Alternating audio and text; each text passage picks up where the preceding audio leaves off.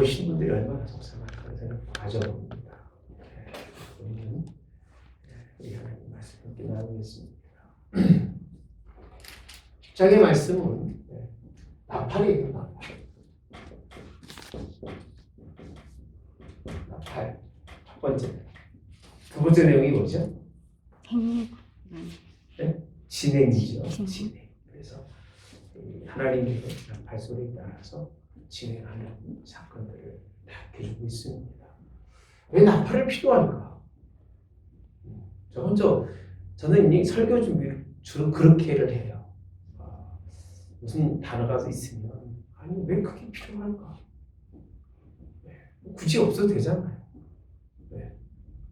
사람끼리 얘기하면 되고 이렇게 어차피 10부장, 50부장, 1000부장은 되어 있기 때문에 명령만 하면 되기 때문에 나팔이 필요할까?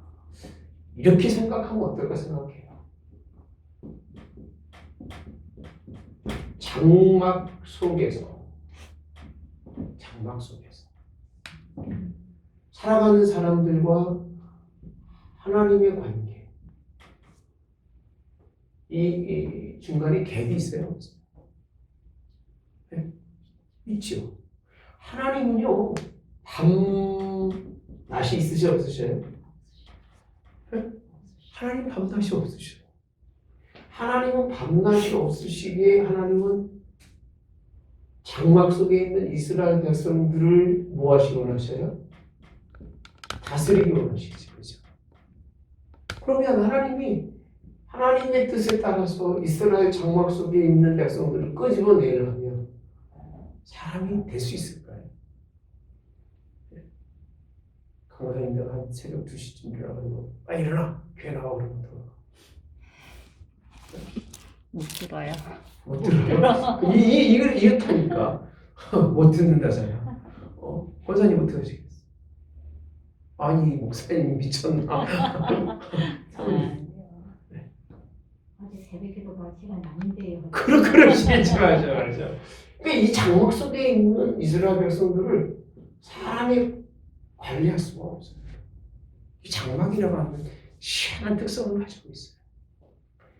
장막은요, 사실은 하나님께서 우리에게 허락하신 사람이 그런 유일하게 안식, 그렇죠. 하나님 은혜 가운데서 쉼입니다. 쉼. 안식이 아니라 쉼을 누릴 수 있는 장소이기 때문에 사람이 개입하기 굉장히 껄껄스럽고 불편스러워. 그래서 제가 곰곰이 생각해봤어요. 왜 나팔을 하나님이 말씀하셨을까? 웬만한 사람이 가서 모세는 가능하겠죠. 그죠? 모세야 두려운 게 뭐가 있겠어요. 일어나! 그럴 수 있겠지만 우리 선조들, 목사님들 그만해도 그들이 빵빵 쳐 살았잖아요. 새벽이 밤낮이 어디 있어요. 남편이 있건 없건 간에 깨고 불러내 다 했죠. 지금 그러면 목사 잘릴 거야. 충분히 그럴 만할 거예요. 가까이 살고 있는 사람들조차도 이해를 못하니까 신앙은 가지고 있지만 교회는 나오지만 자신들이 가지고 있는 삶의 테두리 속에 장막이라고 하는 테두리 속에서 굉장히 여기 좋은 줄 알고 살아가는 거예요. 여기가 망하는 자리인지 모르고 살아갑니다. 그래서 하나님이 이 중간에 막혀 있는 거를 하나님의 방법으로 무엇이냐고요? 전달이에요. 전달. 무엇을? 하나님의 뜻을 전달하는 방법으로 뭘 사용하셨다? 나팔을 사용하신 게 아닌가 이런 생각이 들더라고요. 그 당시는 어떻게 사람들이 이끌어갈 수 있겠지만 그리고요 성막을 중심으로 동서남북으로 쫙 흩어져 있잖아요. 나팔 안 부르면 그럴 거예요. 나 부르는 소리 못 들었어. 그럴 수 있잖아요, 그죠? 어떻게 당시 나를 깨워서 나는 몰라. 그때 아파 누워 있었어. 근데 이 나팔 소리는 안 들을 수가 없는 거예요. 그게 한번 울려 퍼지면 온 이스라엘 회중에 다 울려서 모든 사람들이 귀에 듣고 거기에 대해서 그 나팔 소리에 대해서 반응하느냐가 하는지 아니하느냐가 누구의 뜻이에요? 하나님의 뜻이에요. 뭐 하느냐? 순종하느냐 아니면 불순종하느냐. 왜? 못 들을 수가 있다 없다? 못 들을 수가 없기 때문에. 그래서 저는 하나님은 충분히 우리에게 주시는 것들 중에서 불 기둥과 그 다음에 그런 기둥으로만 인도하실 수 있었을 것. 앞에 나온 말씀입니다. 9장에서. 그럼에도 불구하고 하나님은 이 기둥만 가지고 인도하신 것이 아니라 나팔이라고 하는 하나님의 특별한 방법으로 정말 이 백성들을 깨우고 이 백성들로 일어나게 하고 이 백성들로 하나님의 뜻에 순종하고 그 길을 걷게 하시는 방법으로 하나님이 쓰신 것이 아닌가 이렇게 생각을 해봅니다. 할렐루야. 고린도전서 15장에 가보시면 이 참 마지막 때에요. 하나님께서 51절에 가보시면 보라 내가 너희에게 비밀을 말하노니 우리가 다 잠잘 것이 아니요 마지막 나팔이라고 되어 있다. 마지막 나팔에 순식간에 고련이 다 뭐가 되니? 변화된다고 되어 있습니다. 마지막 나팔 소리에 순식간에 이 나팔 소리가 울려지면서 온 이 하나님의 역사가 일어났는데 나팔 소리가 나면 죽은 자들이 썩지 아니할 것으로 다시 살아나고 우리도 뭐하리라? 변화하리라 라고 말씀해 주고 있어요. 나팔 소리 마지막 나팔 소리. 그래서 우리 이 세상의 마지막으로 하나님께서 우리에게 그 뜻을 우리의 삶을 완전히 변화시키는 건 뭔 소리예요? 마지막 나팔 소리예요. 이 나팔 소리에 귀를 기울이지 못하면 그 사람은 죽은 사람. 네. 그렇죠. 전시에 사이렌 소리 못 듣고 잠자면 그건 죽은 사람이죠. 어떻게 하겠습니까? 나팔을 부르셔도 못 일어나는 사람은 생명을 담보할 수 있다 없다 할 수가 없다고 하는 사실. 우리 한번 가볼까요? 에스겔서 한번 가봅시다. 여러분들은 다 하나님 앞에 나팔 소리 듣고 다 깨어있기 원하지만 33장에 가보시죠.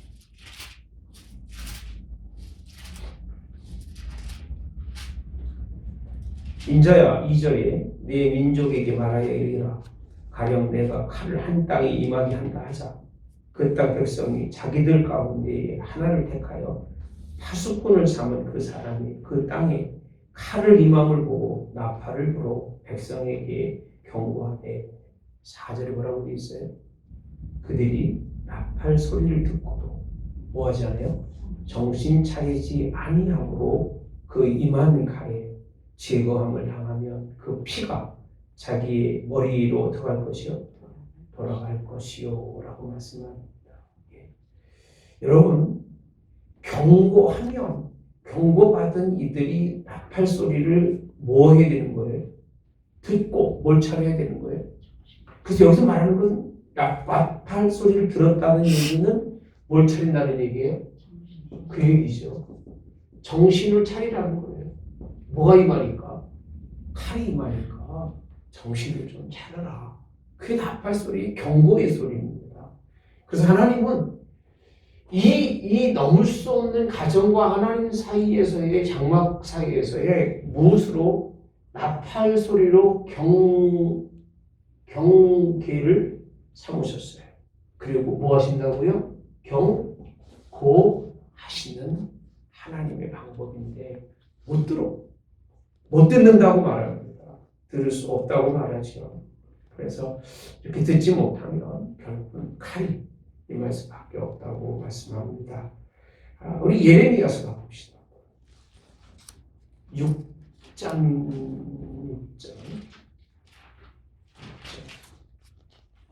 16장이지 6장이 써놨는데 17절 6장 17절 가봅시다. 맞네요.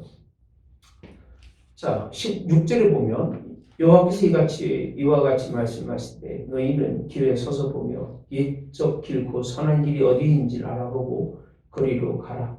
너희 심령이 평강을 얻으리라. 하나 그들의 대답이 우리는 그리로 가지 않겠노라 하였으며 내가 또 너희 위에 파수꾼을 세웠으나 세웠으니 나팔 소리를 들으나 하나 그들이 대답이 우리는 뭐하라?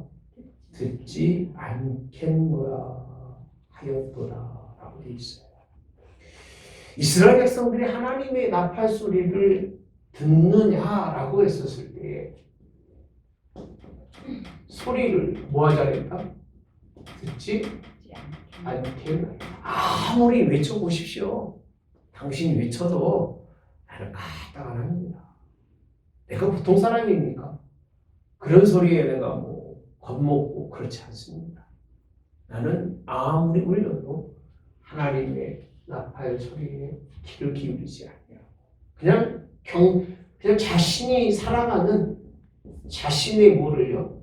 삶을 그냥 살겠다고 하는 거예요. 살겠다. 자신의 뜻대로 살겠다. 하나님의 뜻과 하나님이 전달하시는 그런 나팔, 경고의 나팔, 경계를 삼으시는 하나님의 나팔 소리에 전혀 무반응하며 인생을 살았던 것이 이스라엘이에요. 나팔은 아무리 불어도 듣고자 하지 않으면 소용이 있다 없다 없어요. 사람이 깨어있지 않으면요 무슨 뭐 알람이 울어도 소용이 없고 소용없습니다. 누르고 자는 거야. 별 수 없어요. 근데 사람이 정신적으로 깨어있으면 그때쯤 되면 일어나요. 우리 이태호 목사님 알람이 없으시대요. 그냥 일어나신대요.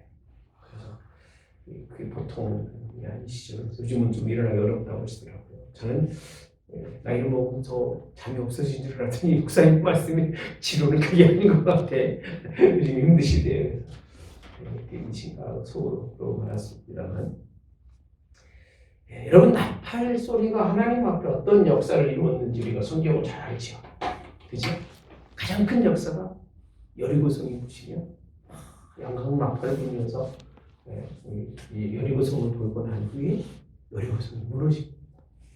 나팔 소리가 굉장히 큰 하나님 앞에 승전, 전쟁에서 이기는 일을 행하는 것을 볼 수 있고요. 기드온 300용사 아십니까? 기드온 300용사가 뭘 가졌어요? 항아리 횃불 그리고 네? 나팔 안 불어요? 네? 나팔 불어요. 항아리 횃불과 나팔을 가지고 나팔을 부릅니다. 나팔을 부니까 막 이 사람들이 전쟁에서 막 서로 치고받고 죽이고 성경 찾아올 거예요. 전혀 모르시는 것 같아. 나팔을 부릅니다. 그 나팔 소리 때문에 그 사람 난리가 나 서로가 죽이는 일이 기드온 300용사 속에서 나타납니다. 하나님이 이 나팔을 통해서 하고자 하시는 것은 하나님의 뜻을 인도해 가시지만 오늘 본문에 있는 말씀도 9절에 보니까 대적을 치러갈 때는요 이렇게 되어 있습니다. 나팔을 크게 불어라. 그러면 너희 하나님 여호와가 너희를 기억하고 너희 누구에게서 대적이라고 되어 있습니다. 너희 대적에게서 무한다 구원하신다는 거. 뭐에 나갈 때? 전쟁에 나갈 때 크게 나팔을 불면서 어떻게 보면 이 나팔을 부는 건 하나님의 뜻일 수도 있지만 하나님은 나팔을 힘들 때마다 부으라는 거예요. 불면서 하나님의 함께 하심에 대해서 여러분들 기도하고 구하라고 하시는 그런 역설적인 하나님의 뜻이 될 수가 있습니다. 출애굽기 한번 가볼까요? 19장. 출애굽기 19장에 가보시면 16절에서부터 보시면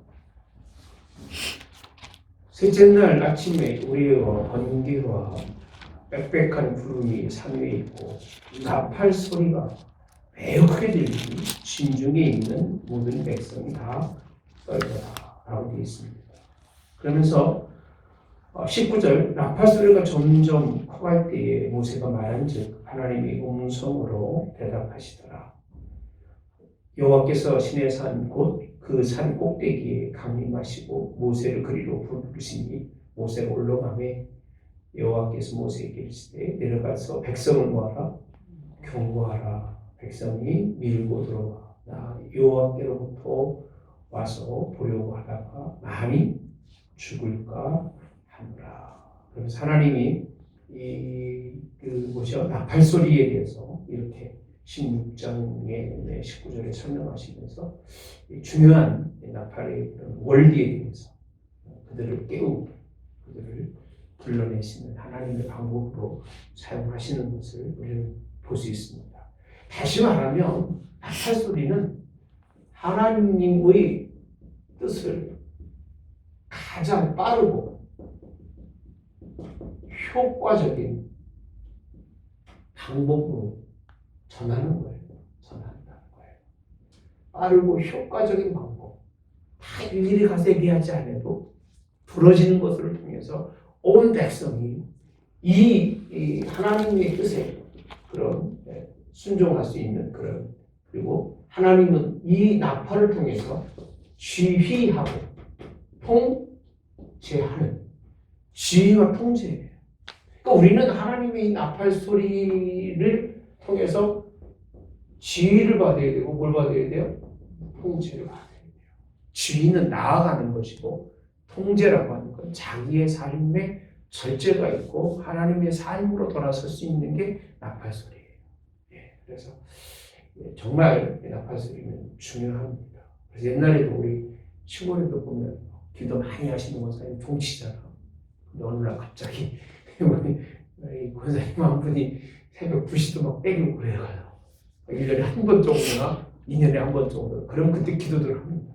참 지혜로웠던 것 같아요. 그 한 분이 뭔 대단하다고 그분이 잘못 일어나서 종친 걸 가지고 온 교인이 기도합니다. 진짜로요. 그리고 그런 권사님은 절대로 교만하거나 그러지 않아요. 항상 겸손하고 항상 하나님 앞에 순종하는 사람이기 때문에 그분이 그렇게 하나님이 깨워주신 줄 알고 기도하고 나면 뭔가 달라요. 그리고 오는 게 다르고 경고성 메시지가 분명히 있어요.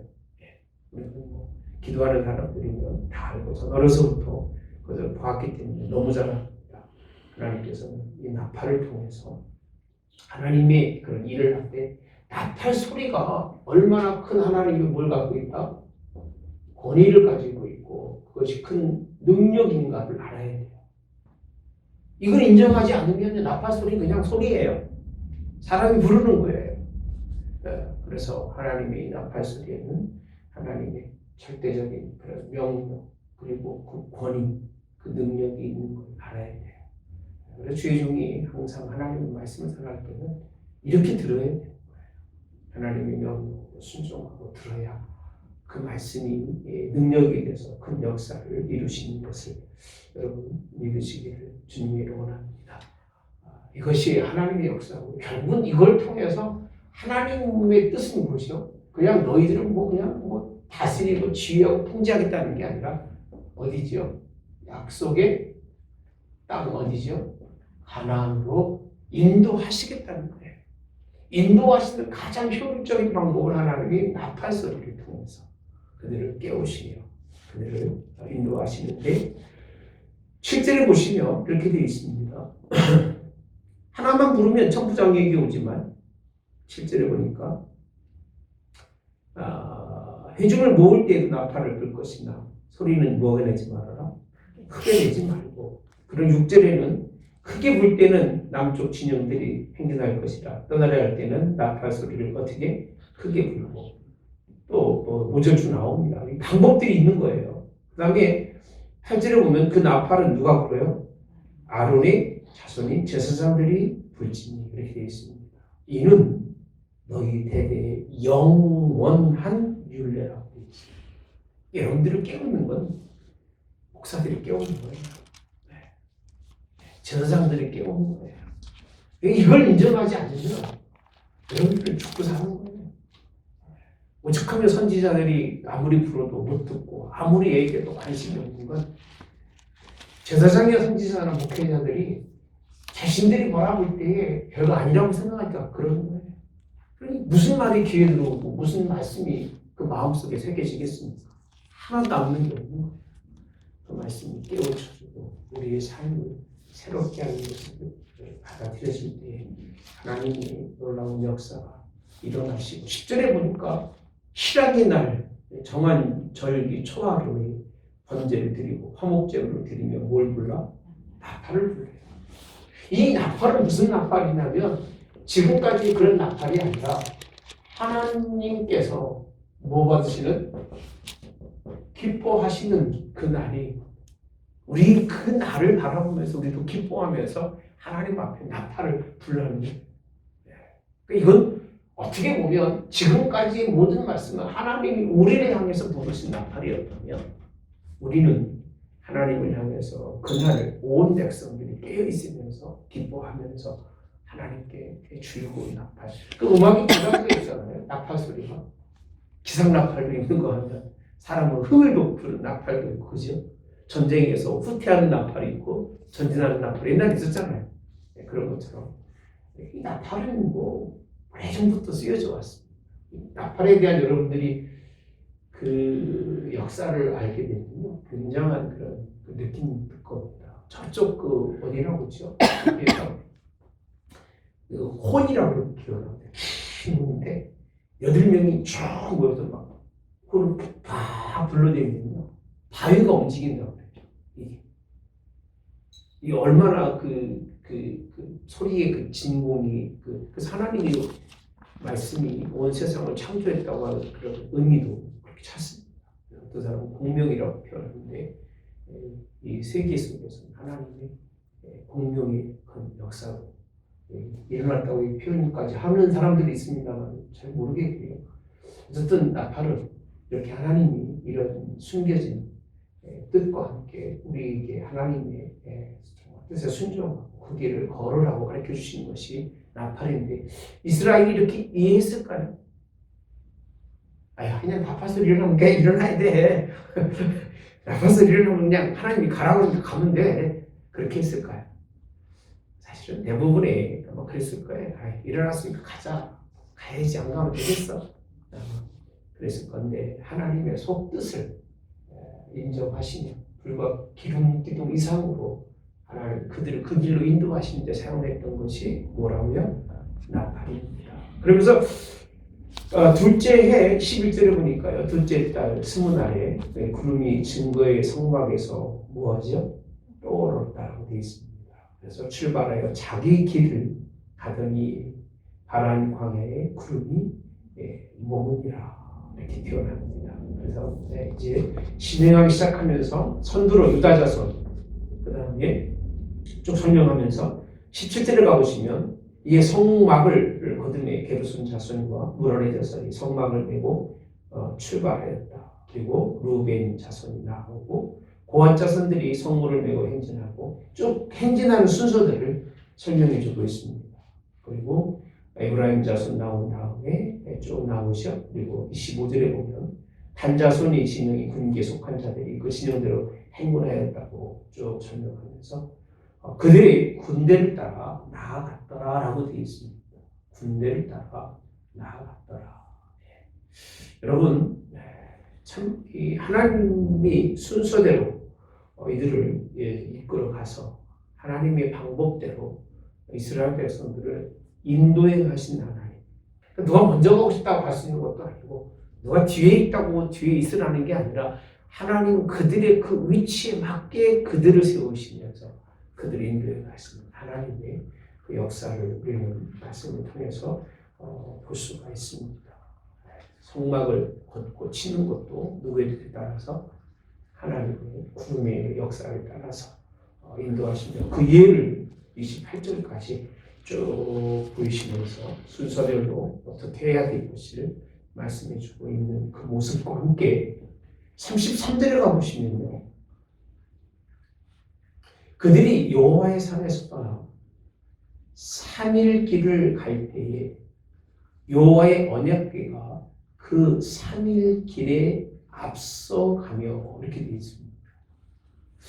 그래서 참 성경은 그래도 우리가 자꾸 봐야 되고 그냥 그렇게 이해하는 것밖에 없어요. 어디는 뭐 2000보 앞서간다고 되어 있기도 하고 그렇지만 오늘 본문에는 먼저 하나님의 법궤가 3일 길을 앞서가고 있는 거예요.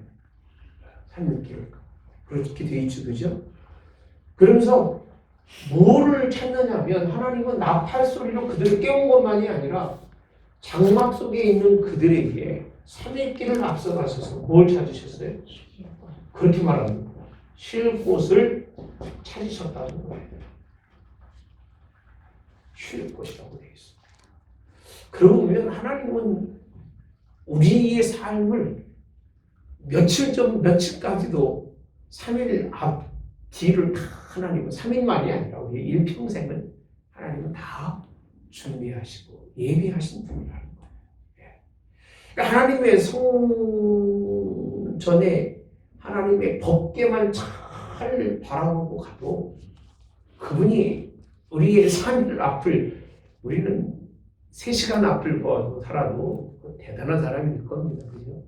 3시간 고사하고 3분 앞만 봐도 어마어마한 일이 아니겠습니까? 하나님은 3일 앞길을 언약궤는 찾아가서 그 길을 가시면서 옳고 그른 길을 하나님 판단하셔서 옳은 길을, 그죠? 무슨 길에? 그들이 쉴 수 있는 곳에 하나님을 찾아서 거기에 쉴 수 있도록. 그래서 그 뭐라고 되어 있냐면요. 그들이 진영을 떠날 때에는 낮에 여호와의 구름이 어디 위에? 그 위에 덮었다라고 되어 있습니다.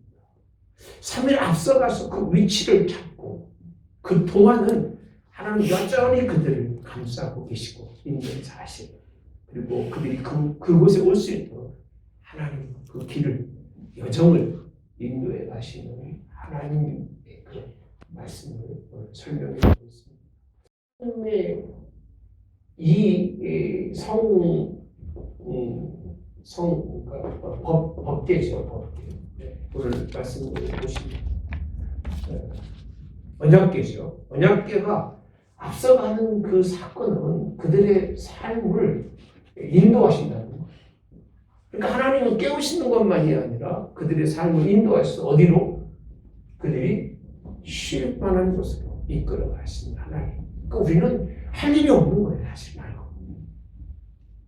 이렇게 보면 하나님의 은혜 아니면 오늘이 없다 이렇게 생각하잖아요, 그렇죠? 그런데도 불구하고 60평생 그렇게 인도하셨는데도 불구하고 내일이 불안한 게 우리들이잖아.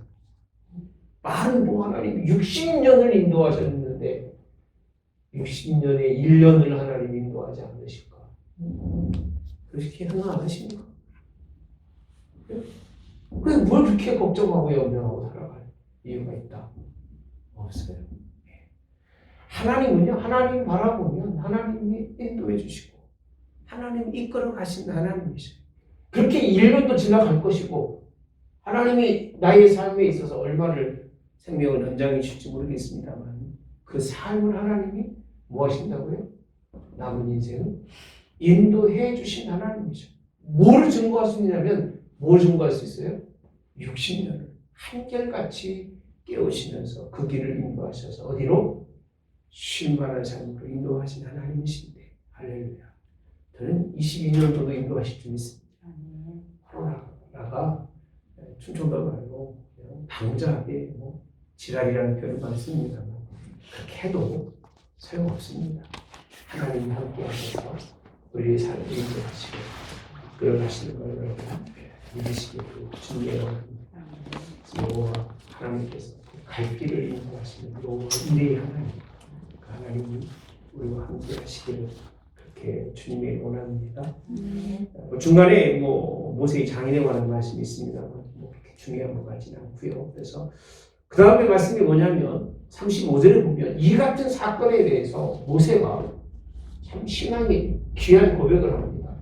뭐라고 고백하느냐면 괴가 떠날 때에는 여호와여 일어나사 주의 대적들을 뭐하고 흩으시고 주를 미워하는 자가 주 앞에서 뭐하게? 이게 굉장히 중요한 말씀입니다. 그러니까 괴가 일어나서 움직이고 갈 때는 그 주변에는 누가 없는 거예요? 네? 대적, 원수가 없어지는 거예요. 또 우리가 평안히 갈 수 있는 이유는 우리가 능력이 있어서가 아니라 나빠서로 일어나서가 아니라 깨우신 하나님께서 그 괴가 가면서 모세가 바라볼 때는 아 괴가 가는구나. 하나님의 괴가 갈 때 일어나는 일이 뭐냐면 대적들을 막 흩어내시고 미워하는 자가 도망가는 거예요. 그 길이 얼마나 뭐 할까? 예? 평탄할까? 그 힘. 이게 모세가 보고 있는 하나님의 법계에 앞장서 가셔서 일하시는 그 모습을 그렇게 자신이 그렇게 하나님이 일하도록 그렇게 말씀하고요. 그 다음 뭐라고 돼 있어요? 걔가 쉴 때라고 돼 있습니다. 쉴 때. 쉴 때는 어떻게 하라고 돼 있지? 여호와여 이스라엘 종족들에게로 돌아오소서. 굉장히 의미 있는 기도. 하나님의 괴가 아니 거기 계시면 하나님이 당연히 계시는 거 아니겠어요? 걔가 쉬는데. 그죠? 근데 모세의 시각은 그게 아니에요. 하나님이 이곳에 뭐하지 않도록 떠나가지 아니하시다. 그래서 뭐라고 표현하냐면요. 돌아오소서라고 되어 있습니다. 나는 이 표현을 잘 지금도 솔직히 이해가 안 가요. 섬뜩할 뿐이에요.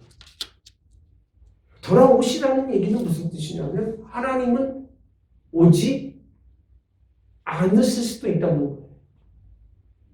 그 떠나시면서 하나님이 이 여정의 길에서 뭔가 이스라엘 백성들과의 그런 화합이 맞지 아니하고 부딪히는 부분이 있으면 하나님은 그냥 가만히 있는 거지. 하나님이 거기에 오실 수 않을 수도 있다는 의미라. 그러고 보면 이 법궤라고 하는 언약궤라고 하는 언약궤가 하나님이 계시는 것이 언약궤인 거지. 하나님이 계시지 않는 언약궤는 그냥 궤짝에 불과하다는 얘기예요.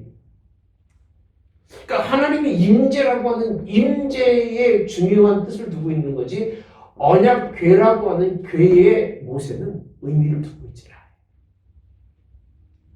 우리는요 이런 부분조차도 이해를 못하잖아요.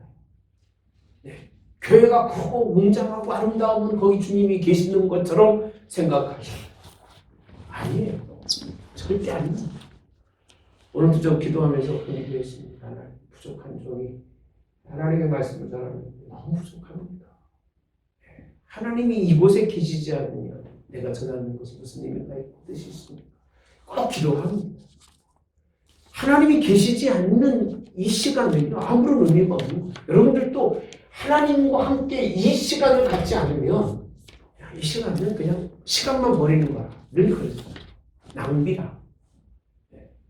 이 표현을 보면서 야 모세는 그 언약궤라고 하는 걸 어떻게 생각하고 있을까?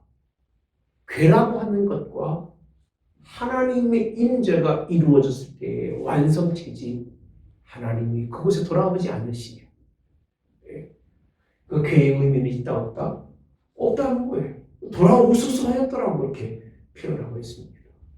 떠날 때에 하나님께서 그들에게 떠나서 이 모든 악한 세력들을 다 물러내시고 거기에 궤가 같지만 하나님이 그 궤 가운데까지 임재하지 않으시며 그 자리까지만 인도하시는 거지 그 다음에는 하나님의 역사가 없는 것이기 때문에 모세가 이렇게 기도한 것이 아닐까. 그래서 늘 함께 해달라고 하는 사실. 이렇게 떠날 때도 하나님이 역사해 주시고 오실 때도 오셔서 우리와 함께 임재해달라고 하는 모세의 그런 기도를 우리가 볼 수 있습니다.